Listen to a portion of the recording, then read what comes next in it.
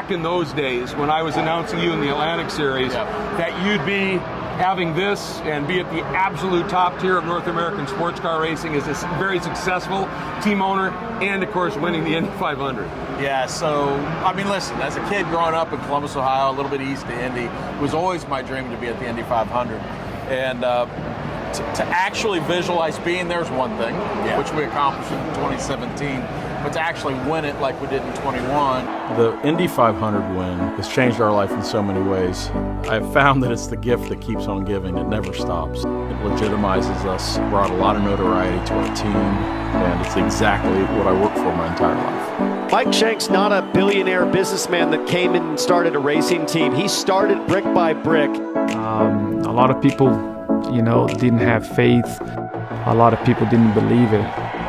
And then to take not only the IndyCar program, but the sports car program with Honda and Acura to where it is today is next level. It's stuff that I couldn't comprehend because I didn't have the bandwidth. Yeah, all I cared about when I met you in the 90s was how am I going to drive my next race car? And if it meant that I had to work on three people's cars to do my car, then that's what we did.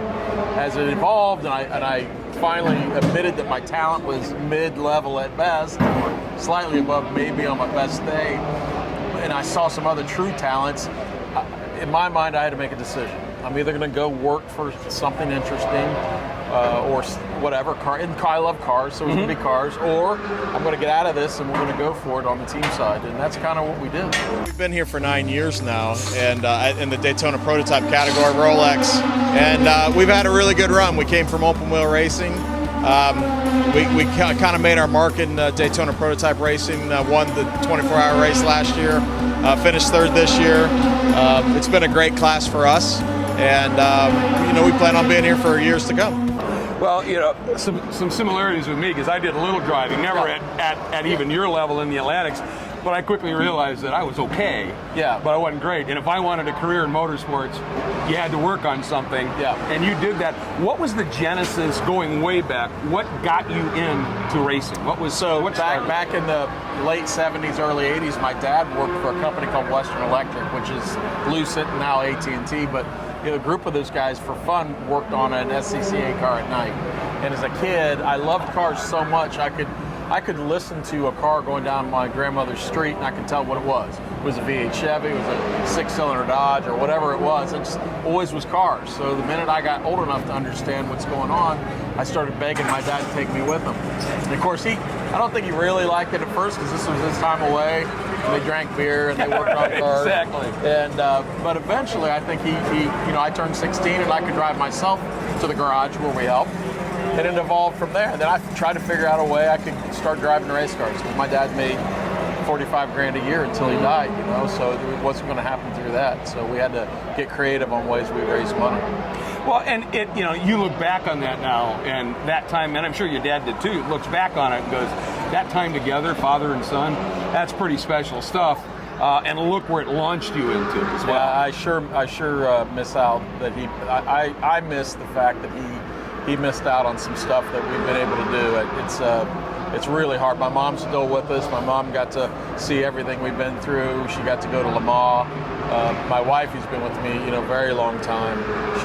She's the one that, finally I was taking all her money, and it just wasn't fair to her anymore. Right. She's really, she's real conservative, and really helped me in my mind understand what we have to do financially to survive.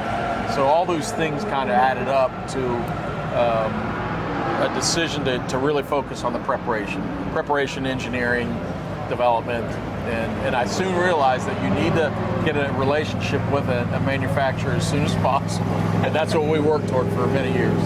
Yeah, and you eventually got there, and you got that relationship, how that started. Before we get into that too much, though, I just want to say, you mentioned Le Mans and the like. And one thing that if you get in racing to a point where you can run at the higher levels, it opens up so many avenues to see so much of the world. Yeah. It's really an amazing opportunity. So for us, yes, everything you're saying is very true, but for me it was always about respect. The better we did, the more respect we got, the more I could cold call a manufacturer or someone that I needed or felt we needed in our business. I needed those results because nothing else matters.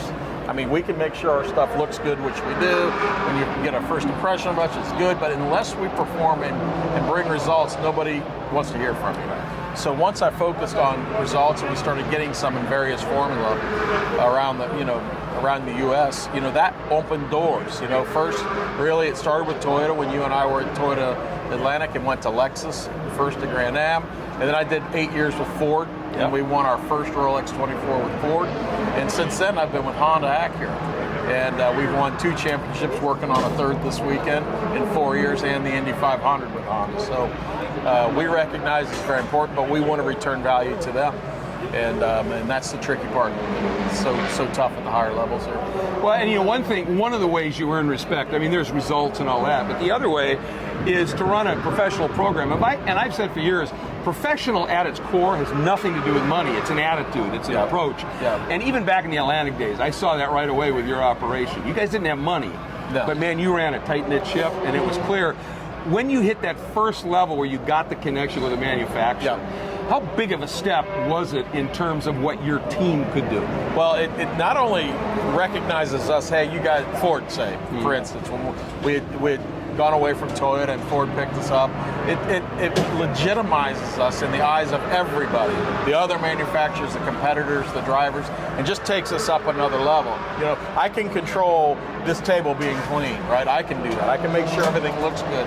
But at the end of the day, I need to have the confidence that we can deliver the results they need. Whether it's developing something new, which we have something pretty cool upstairs to run here on Monday, or just maintaining and getting championships or wins at the events that we all care so much about, the big events, right? Like this one, the Rolex 24, Indy 500, Le Mans.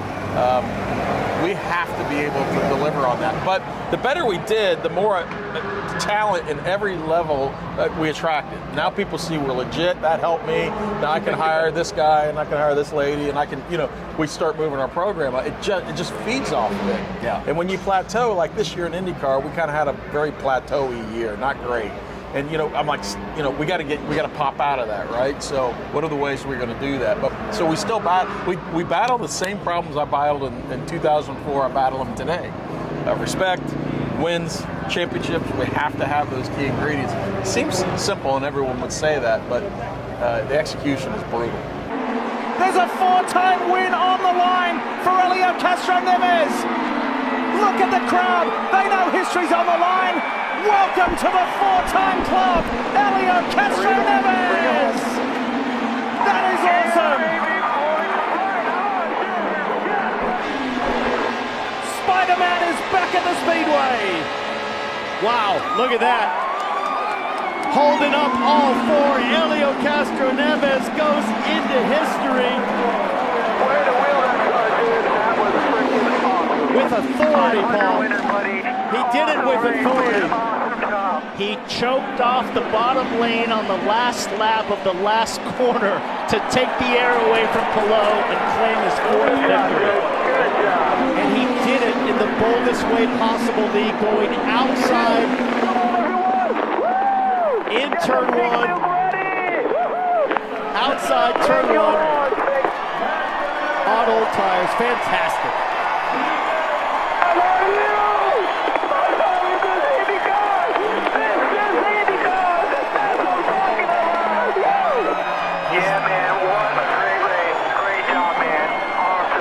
What's it like having now, because of you, essentially, in your team, a 4-time IndyCar winner, and a guy who, when he stepped into sports cars, was immediately fast, won a championship there. Helio Castroneves, to me, he's just a special human, let alone a special talent. He is, you're right. That actually sums it up best. He obviously can drive, and even though he is a little bit older, now he still has a complete package mentality. And still very, very capable of doing very well at the highest levels. We put him in 2022, he did the anchor run at the Rolex 24 and brought the car home ahead of his old teammate, Ricky Taylor, And that's the kind of times that he really comes alive. This is it for Helio Castroneves and Maya Shank. Tom Blomqvist did such an amazing job. Ollie Jarvis and Simon Pagenaud, the teammates from IndyCar. But Helio Castroneves, Maya Shank Racing, they won the 50th edition. They're going to win the 60th edition as well. Incredible. on top of that, what he does for our sponsors and our partners is next level. When you go to have a dinner, say, with Elio, and there's 7 of you, there's 6 of you there, he makes you feel like you've known him 10 years and he's your best friend. And you leave there thinking, I just sat with this guy. And, you know, if you think about what we're trying to do with him, if we could get that 5th win, I want it to be with us.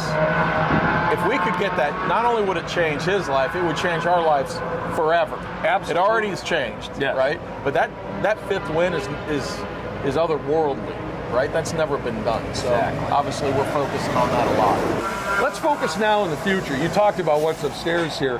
One, how much has it meant to you guys to be included in the new GTP program with a factory deal with Acura? Yeah, it's huge. I've worked on this car upstairs, currently the car we have, and that thing upstairs for years to get this done. And this is how my life's been. You know, I don't have, you know, the Penske and the Ganassi firm grip in the ground, right? Like they have huge financial backing, and we have to, and they do too, they have to earn just everything I do, but we have to start with the dirt. We start with the dirt and come up. So it took a lot of relationship building, a lot of doing what we said we're going to do for people. I've been through several generations of people now at HPD as their regimes change as they do, and teaching the new group what we're capable of and what we're willing to do and our skill level. And we've had some setbacks. You know, when we first got this DPI car last year, the first 6 months were bad, not good, right? And it really put us on our heels right away, and I really regret that 6-month period. We pulled out of it, and now of course we're having a very good year with them this year, and but we did win the Indy 500 last year. So lots of pros and cons to it. Really important to me to build our IndyCar program. That's coming along really well. We didn't have a great results year this year, but we still are building and making things better, and I think you'll see lots of positive things coming from that in the future. Well, and when you have those years of struggle, you know, I often call them, those are character building years, and they can be years that teach you stuff that then allows you to rebound and have an even better year because you've been through the dirt a little bit. And it's like, all right, we know what we have to do to get out of this, what we have to do to be successful. There is no question that everything that went wrong this year I regret terribly, and I will never forget. Right. So how many times did we let Simon down? The team side, not Simon. What did we do, and how are we never, ever going to do that again? So it keeps me up at night. It still drives me to this day. Hasn't changed, even though I've been in it a lot of years now, and getting a little bit older. But that drive, you know, when I pull into a gate, I still get excited every time I come to a track. That has never changed. And I'm not ready to retire until that maybe doesn't. I don't see myself being 85 like Roger, being active anymore, because I want to go do some things. But the drive to be great has never been stronger for me.